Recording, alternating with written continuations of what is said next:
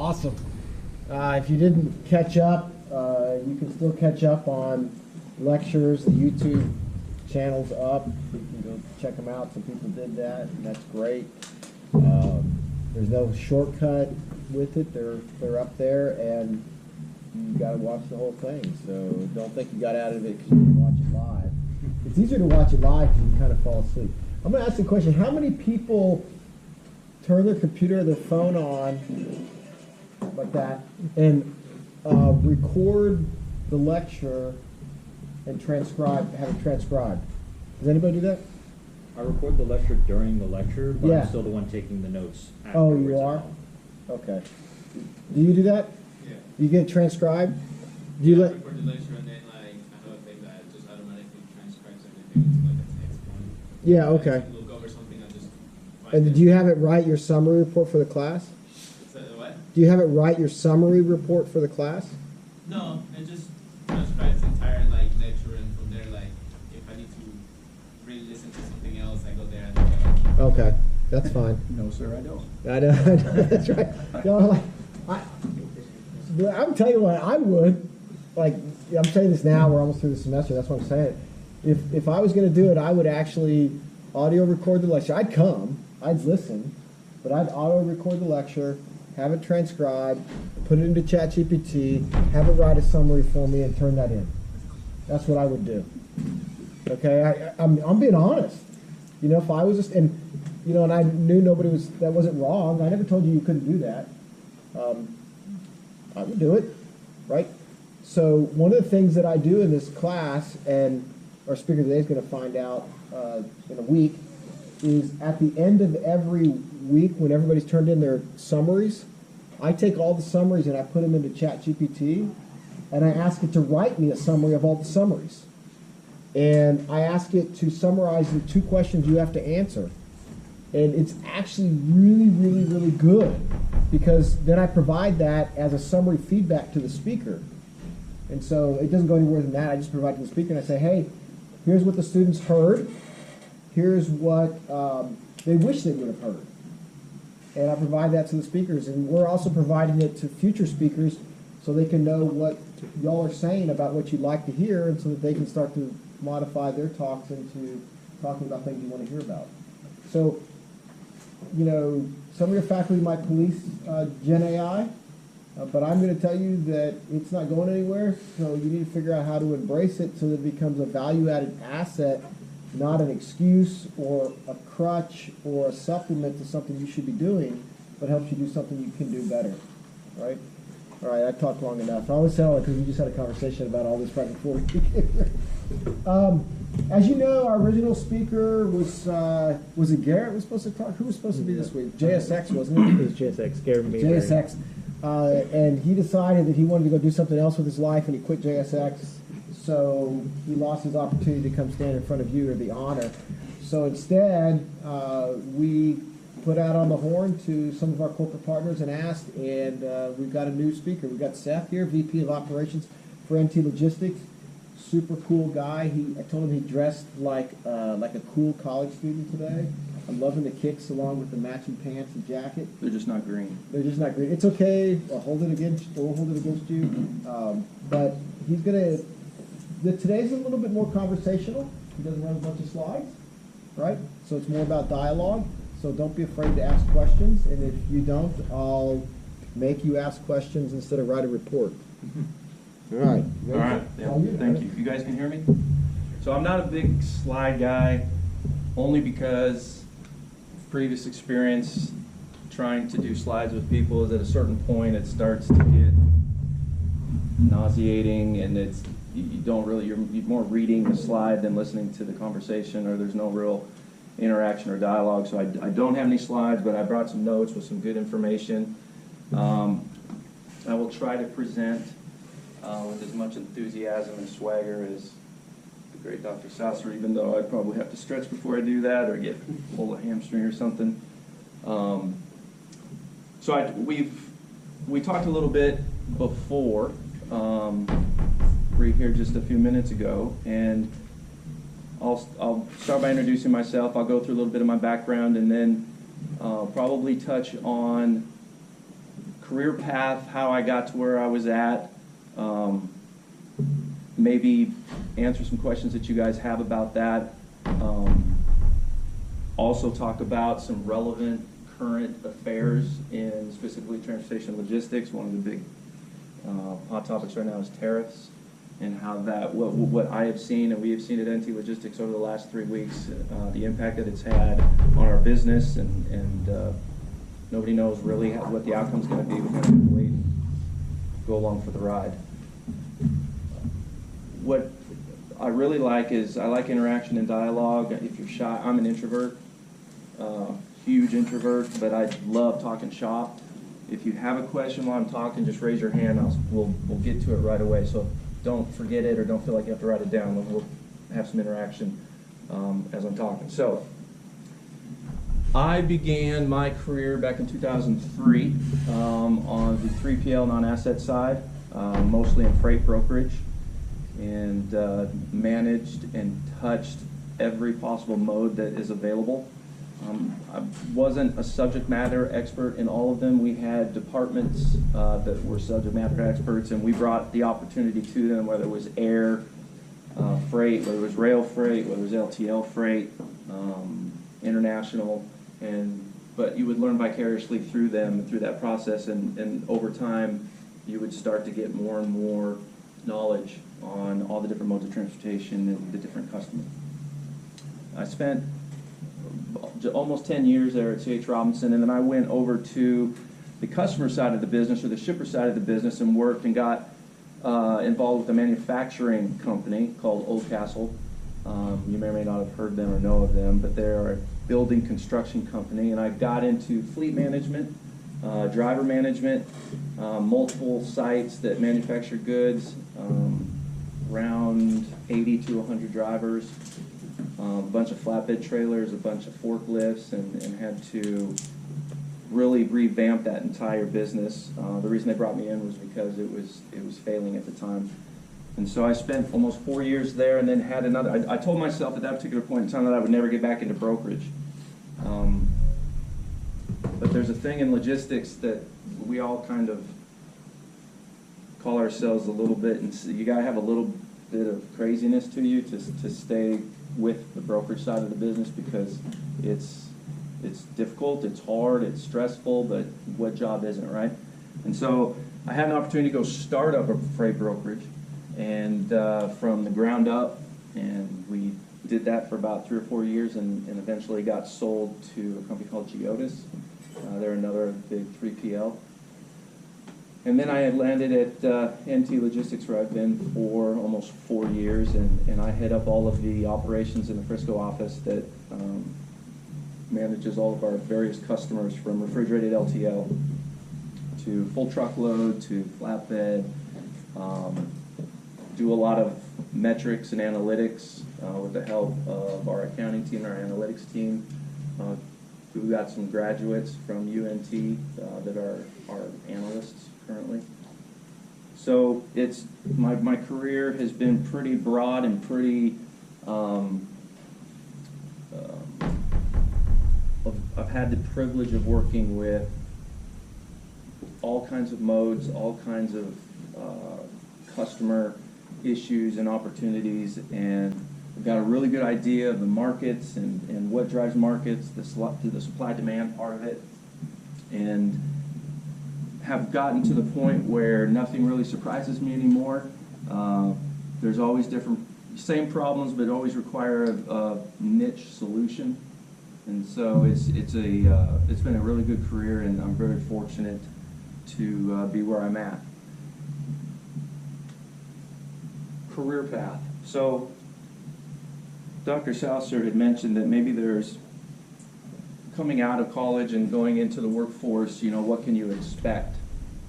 And I would say it's very different from when I entered the workforce, but it's the basic principles, I think, still stand true. First of all, by show of hands, how many people in here are supply chain logistics majors? How about accounting? Marketing? HR? Okay, we got a good mix. So I would say that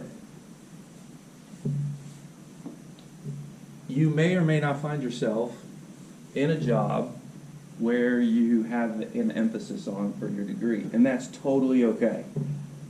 It's not the end of the world, and it doesn't mean that you wasted your time or your money. The key to, in my opinion, is when you get a job, especially with the advancements of technology today, is that you find a way to remain relevant.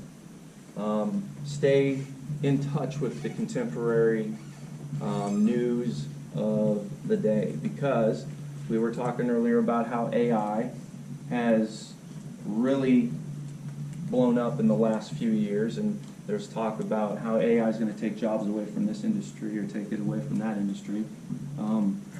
But one of the things that Dr. Sasser said, and I agree with, is that just because we find ways to be more efficient does not mean we stop being innovative as a human species. There's always going to be something that comes up that requires human execution. And maybe some of the AI that's out there isn't as good as human execution. You have to be willing to put yourself out there, which was hard for me because I'm an introvert. You can't have the fear of failing. You cannot have the fear of trying something new. Just because your job role or your job title says I do this, doesn't mean that you don't have conversations with your superiors about how do I get involved with this aspect of the business, how do I get a really well-rounded understanding of the overall business. It's not going to be fast. It'll take time. Obviously, everybody has to prove themselves in their role and show themselves to be a value add to the company. But don't be afraid to fail. Always be afraid to take on new things. And instead of, we were talking when I was coming in about how one of the speakers that was here before said that you have to be a solutions provider rather than just bringing up problems.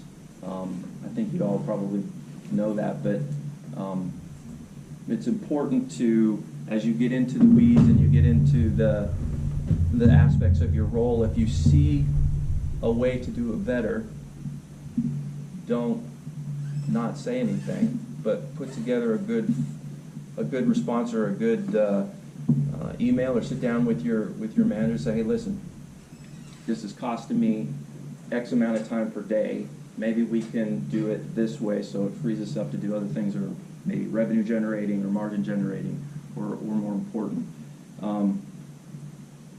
Be open-minded to the fact also that your first job, it may not be where you are long-term, and that's okay.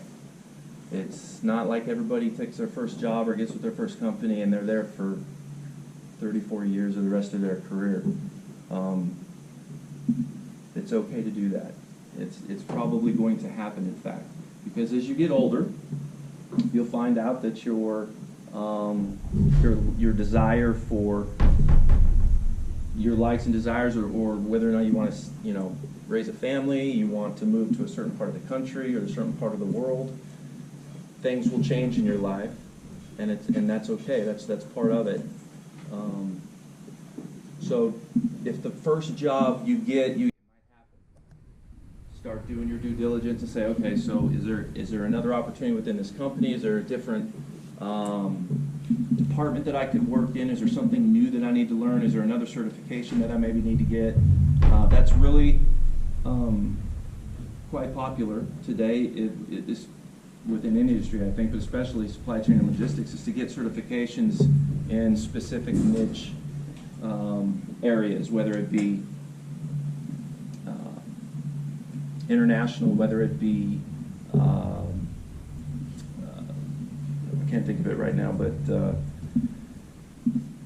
has to do with bringing in imports, but the different codes and things like that. I can't remember it, but getting certifications, get certifications in leadership and management. If you find yourself that you're a natural leader, you would like to mentor employees, from new employees all the way up to employees that are older than you, which brings on a whole new learning experience when you're managing people that are older than you.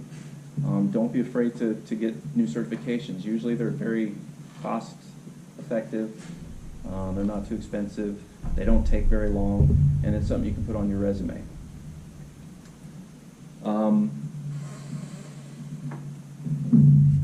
It took a lot of hard work to get where I was at, I'm not going to lie. There's a lot of grinding.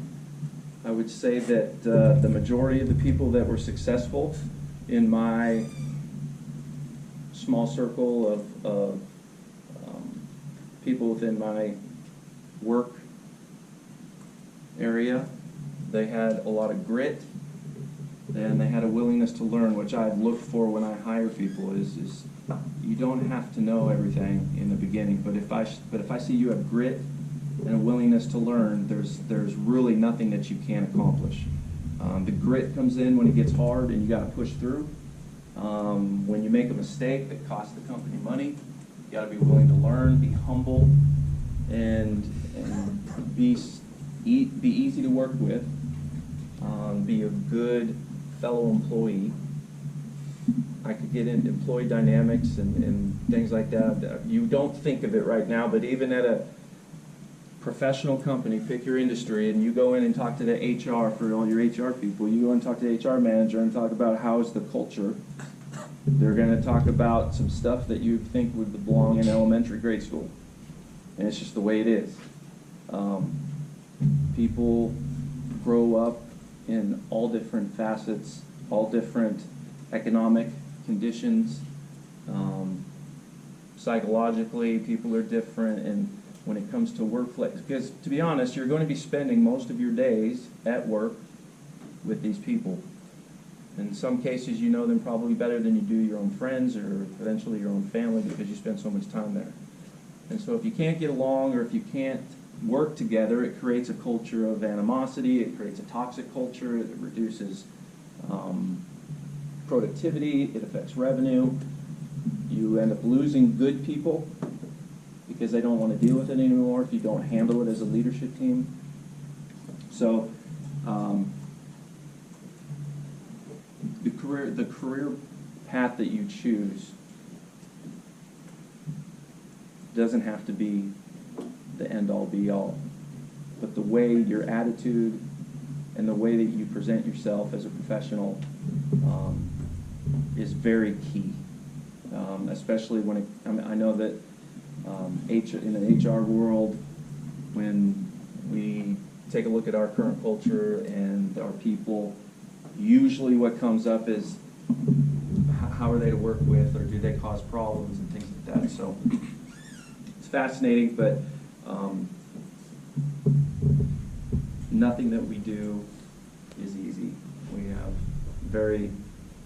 in the supply chain logistics world, it's very volatile, but it's addicting. That's why I keep going back to it, because I'm a problem solver. I like solving problems, and there's no short of problems in the supply chain logistics world. And so you have to balance your reaction, not only if you're a leader with your employees, but also with your customers, so that they don't think that you're just giving up when the times get tough, that your employees see that you're working alongside with them, trying to come up with a good solution in order to keep the business, to drive revenue, get a referral for new business, so on and so forth. So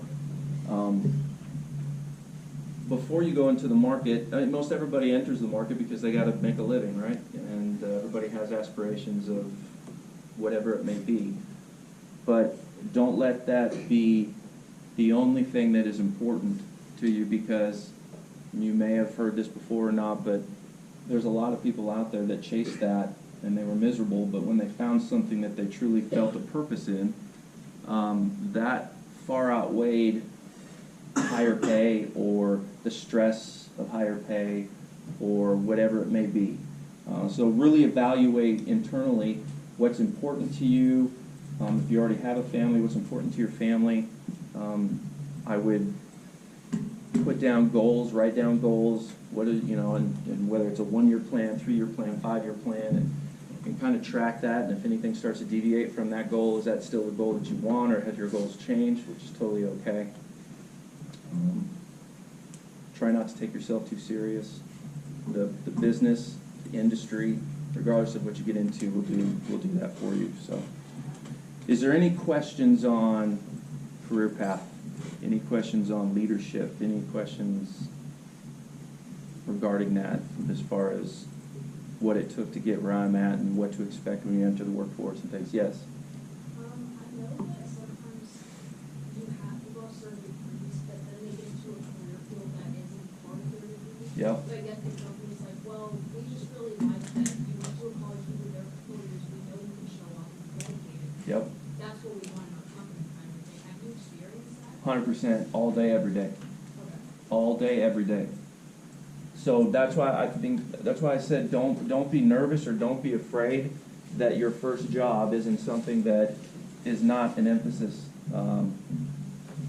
I have hired people with MBAs in all different facets, and some of them were absolutely terrible, just because they didn't have their expectation of what a job might be, that what I hired them for, it didn't fulfill them, or they just did not have the tenacity and the grit to push through the difficult times in the learning process.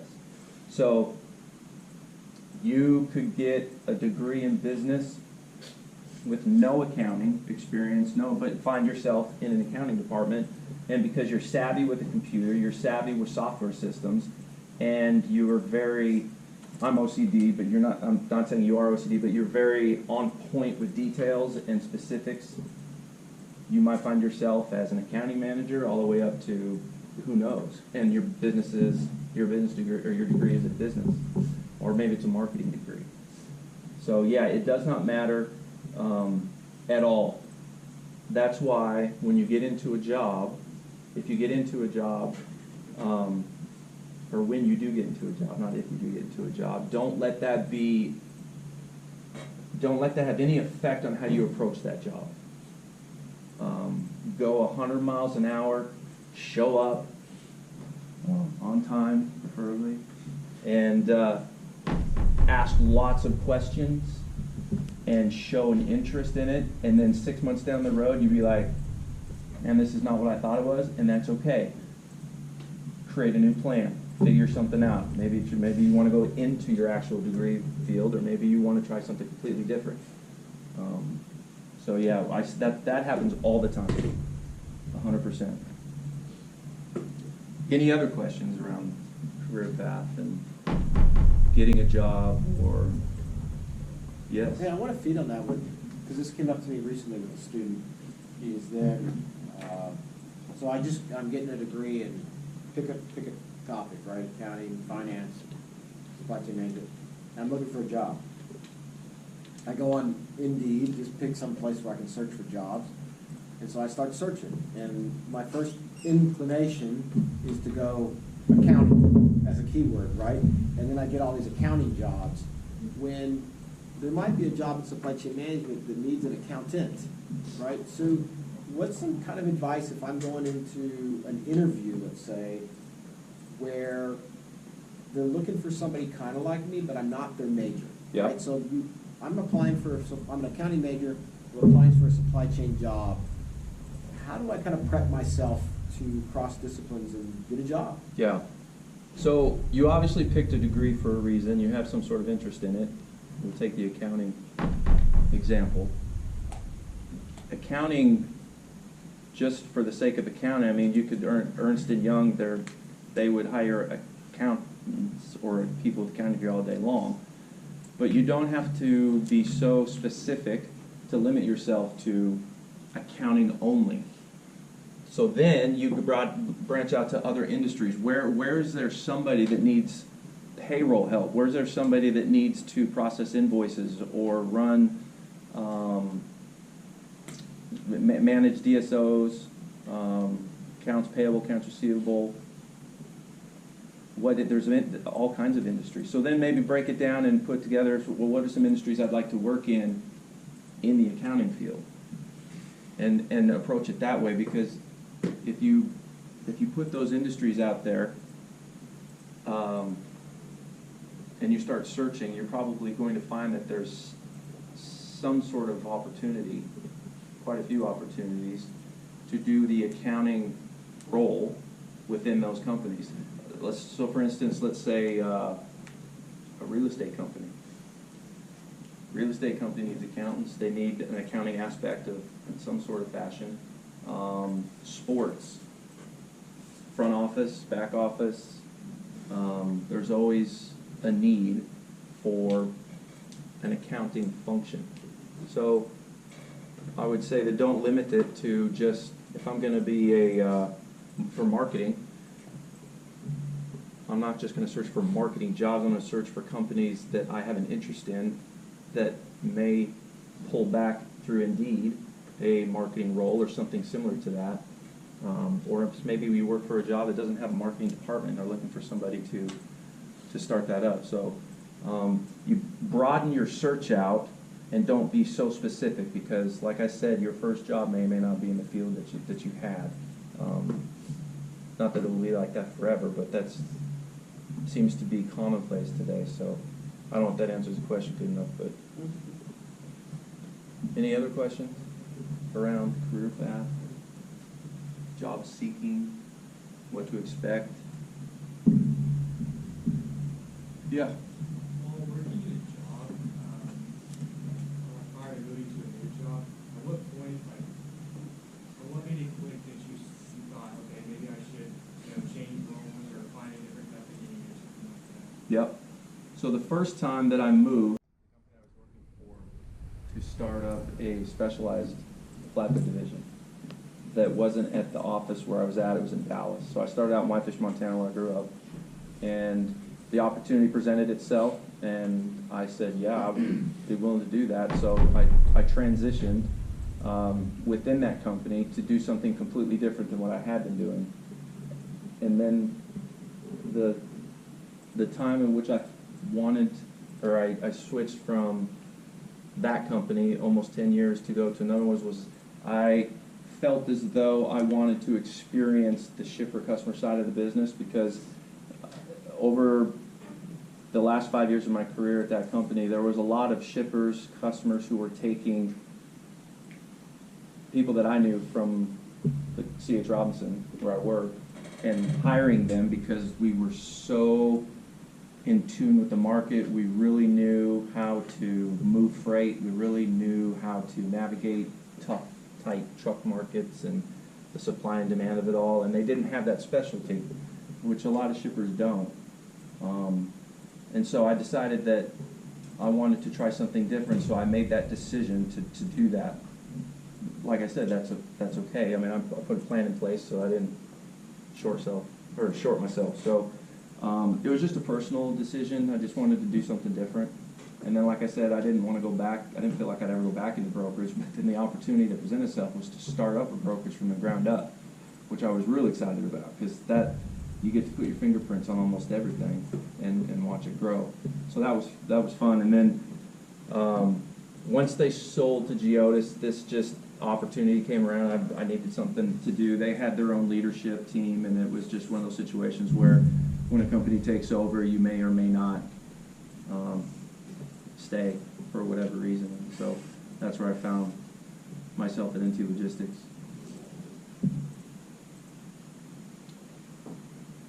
Anything else you can think of? If you do, raise your hand.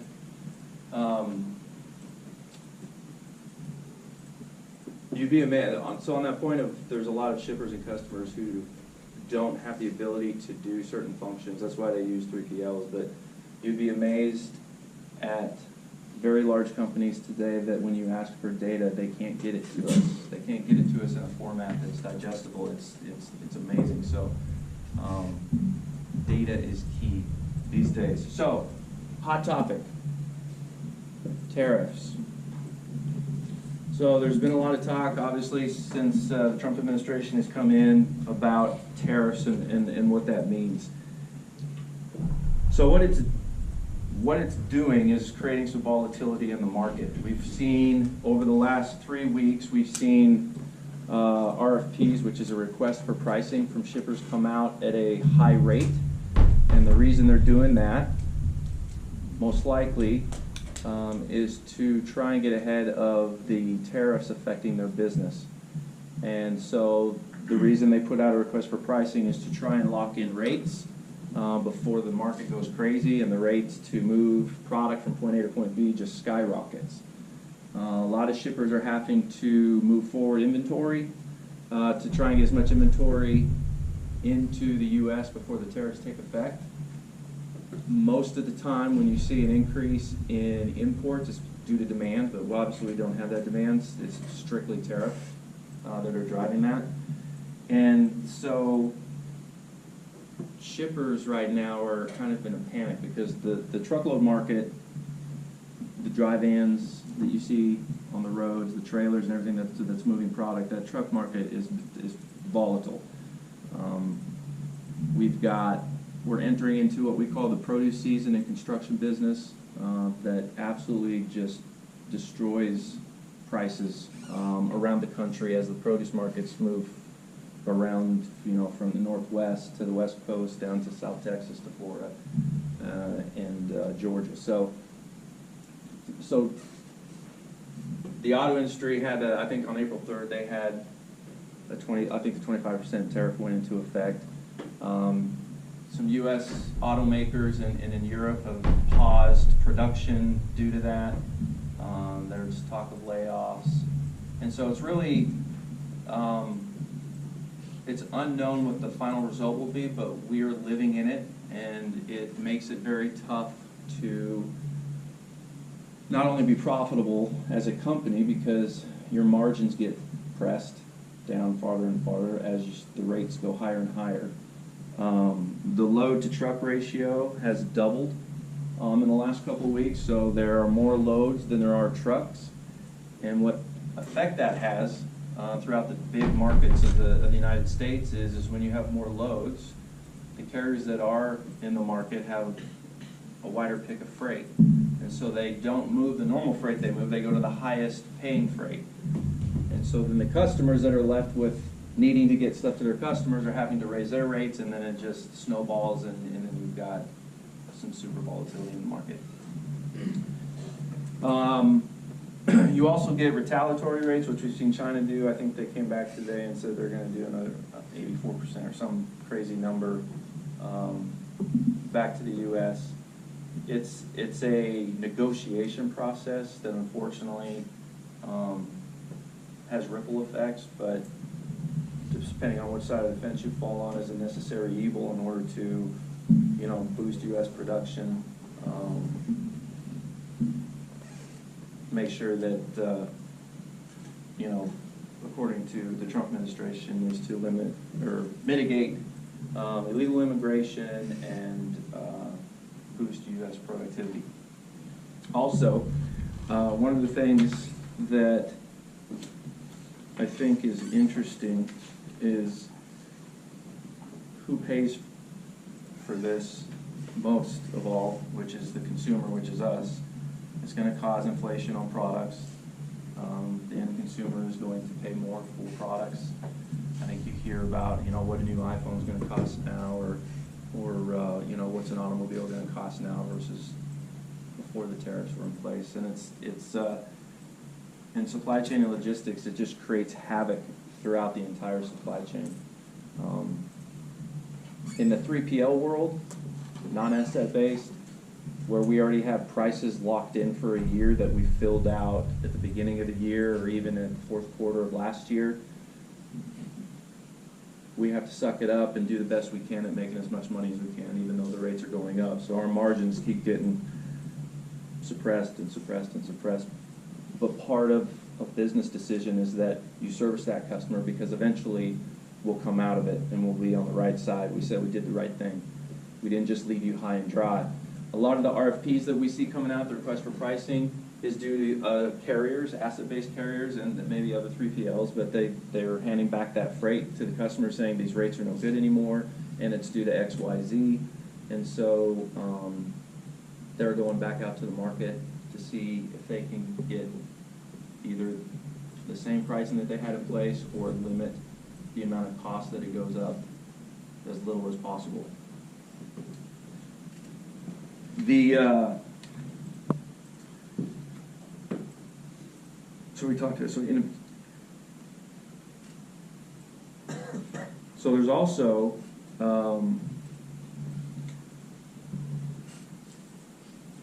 talk about the available trucks in the market. Last couple of weeks, it usually means that there's capacity that's left the market. Now, whether that's trucking companies shutting down and sheltering, whether that means they've sold trailers to try and generate some revenue, try and generate some cash flow, not sure, but it typically means that your capacity has left the market, which is another indication that rates are just going to skyrocket because there's less trucks to haul the loads that are available. And then as we get into the busy season, which starts now, all the way through the retail season in the third and beginning of fourth quarter for Thanksgiving and Christmas, it's just, it could be a bloodbath, as we like to call it. So how does that impact culture? How does that impact us as a company? I talked about margins, but if you were at our office or a 3PL any given day in a tough season, it gets very stressful. It's very demanding, and so when the market gets crazy, from a leadership perspective, you have to find ways to keep people engaged. It's not just about their salary. It's not just about if they're on a commission plan. It's not only about that. You have to find ways to get people through the hard times because we're all humans, 9-10 hours a day. We don't want them leaving. We don't want them getting frustrated. So it's just a all-around leadership nightmare, if you want. That's maybe be a strong word. So you got to get creative in how you approach people management in those kind of situations as well. So it trickles down all the way to the desk level at these different companies. Does anybody have any questions on the tariffs per se? Yeah. So like I've heard about companies that have like $100,000 orders coming in, Mm-hmm. and we touched on this a little bit, but like some companies their budget's really tight, and so when their order comes in from across the sea, they have like a bill that's double what they expected due to tariffs, Mm-hmm. and then they can't pay for it at that time, and so there's like holding costs. Oh yeah. It's very expensive. Yeah, so if they can't pay for it and they can't stack up the holding costs, do they just send the stuff back? Is this common right now? It's common. I don't know if they send the stuff back or it gets what would happen to it if they didn't pay their note. I mean, it's going to be just expensive. I don't know who would fit the bill for sending it back. I don't think it goes back. I'm not sure what would happen to it. Auctions? I think I've heard auctions. Potentially go to auctions, yeah. But the port, so the second busiest port, which is LA, I think they're expecting to drop 10% of their volume because of the tariffs. So the amount of volume into the port of LA is not going to be as high as it used to be. If you remember back in COVID, there was 50 ocean liners parked out in the port of LA, and shippers started getting creative and going to other ports. We had a customer that shipped to the port of LA a lot. They sourced their product from a different location and brought it into the Northeast and put it into a cross dock in Long Island. So sourcing is another big, procurement's another big factor. So you're scrambling to bring in inventory because of the tariffs to try and get ahead of paying those high tariffs, but then you're starting to think, well, where else can we get this product? And that's a whole nother process. You gotta vet that particular manufacturer. You gotta see where they are, how much can they produce as much as we're selling? Or we have to source the same product from multiple locations, and then what are the costs of those different shipments, and then what's the total cost? It just creates a really volatile market for everybody. But like I said, I think it's a necessary evil in order to level set to get where the Trump administration wants to get economically. It's never going to be without pain points when it comes to doing something this drastic. And I also read that these tariffs is the biggest movement in trade policy in decades. Like, nobody's ever done anything this drastic or been this hard stanced with these other countries that are importing into the U.S. So it's something very new. I think other administrations have talked about tariffs, but not to the extent of what Trump's trying to do. Basically it's who flinches first. Negotiate until you get what you want, or until you come to some sort of agreement that's better for the U.S. ultimately. So,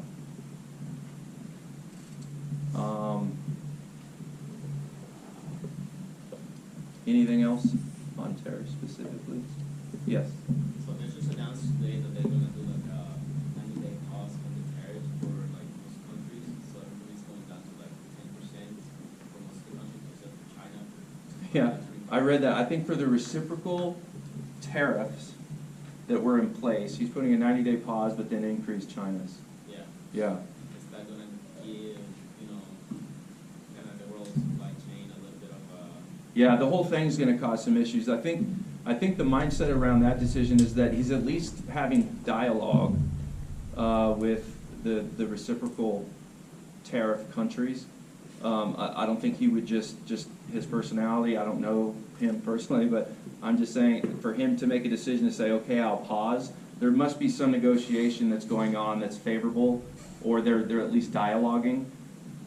If China comes back with, which they did, a retaliatory tariff on the U.S., it doesn't seem like there's anybody that's gone to the table yet to talk. It's just, well, you did this, I'm going to do that. You did this, I'm going to do that. So he wouldn't make, I don't think, in my opinion, a pause on those reciprocal tariffs if there wasn't some sort of dialogue with those countries saying, hey, okay, what about this or what about that?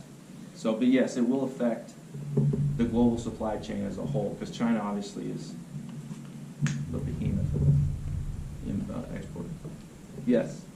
Do you think this could potentially backfire on like the US? Well, there's always that chance. If I knew that answer, I would probably not be here. I would be much more in the know and do something with that information. But I think there is the chance. Yes, it could. I think ultimately, though, we're going to be better off.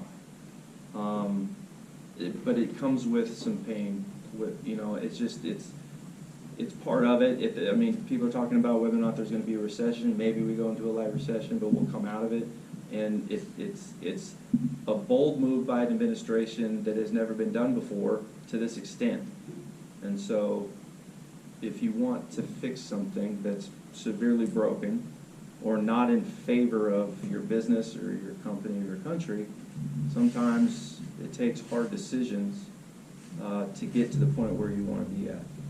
Whether you agree with the tactics, whether you agree with the administration or not, I think the raw gut business side of it is that this is just a necessary evil in order to level set.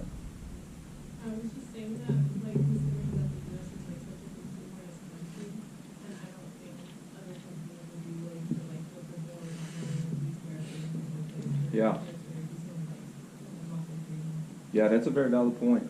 I think, was it Ford that said we're going to get, I think everybody gets employee pricing for the, yeah. Yeah, Lincoln and Ford, which is, I think, a good move, smart move on their part, just during this particular time. So yeah, so that's tariffs. We don't have to get too much more into that. I mean, you guys can read about it. I would read about it if I were you. There's some good stuff on the internet that explains that stuff in layman's terms, which I'm a layman on tariffs. I'm not an expert. I just know how it affects transportation logistics.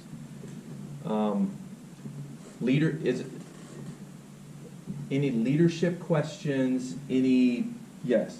So like, when things are this volatile and you have the tariffs, it seems like it's changing day to day, week to week, and we don't really know exactly what is his goal. How do you make the decisions? Like, do you have to actively just be changing it all the time? How do you keep up? So, pricing something for whatever reason, shippers like to hold rates because they can budget for it better.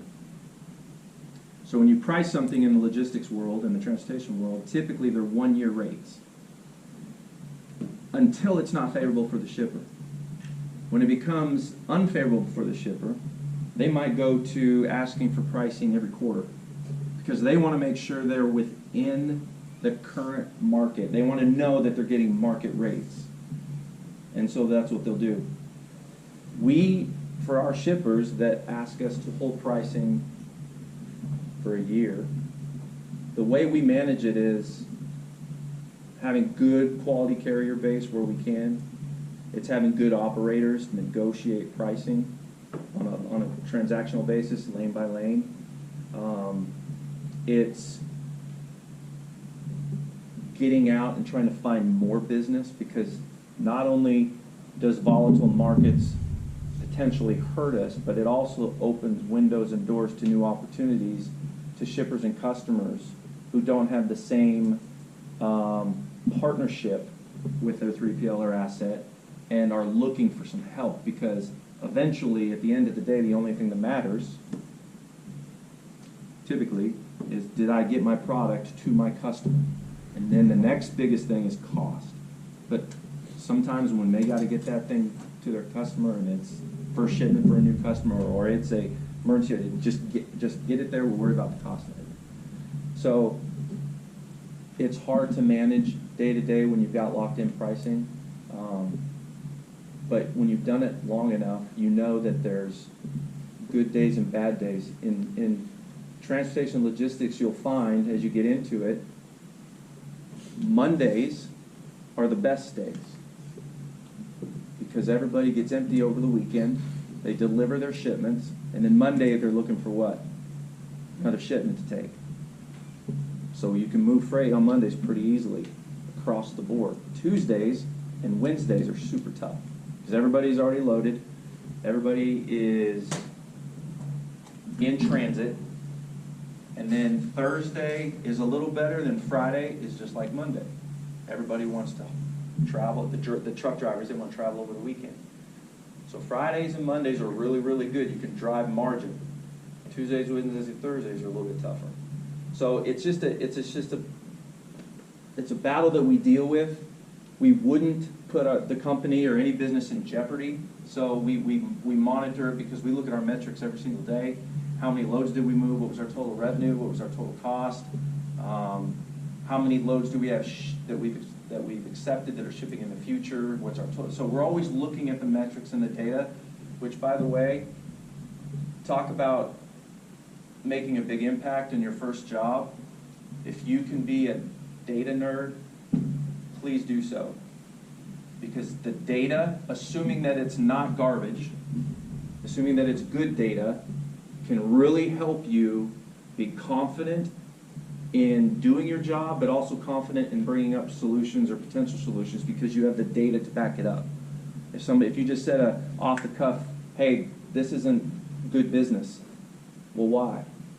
I don't know, I just don't think it's good business. You're not going to get very much attention. But if you say, hey, I don't think this is good business, and here's why, and you have the cost breakdown, we've moved these many loads, or we have this customer with this margin, and we're spending 4 people, 4 FTE, 4 full-time people trying to manage that customer when we've got these set of customers over here that only take 1, and they're doing more margin than this customer. We've got to do something different. So get into the data, do Excel, learn Excel. Don't stop learning Excel. If you stop using Excel, you're going to lose it. You got to use it every single day. Power BI, anything with analytics or data, regardless of what industry you're in, get into the data and use it to your benefit. So, but yes, it's a daily battle, but eventually you'll make a business decision, whether it's good business, you got to stay in it. So it's very tough. Anything else? I think we have about 3 minutes maybe, but I'll stay we have 1 minute. But I will stay as long as needed. I love talking shop. I'm not the best speaker in the world, but and it's easy to get sideways from one thing to the other because when you start talking, it's like, oh, but that affects this. So anyways, hopefully I had some good points or good subject matter maybe for you to go research or to think about. If I didn't, I apologize. I will try and do better next time. Appreciate you guys all being here, and good luck out there. All right, thanks.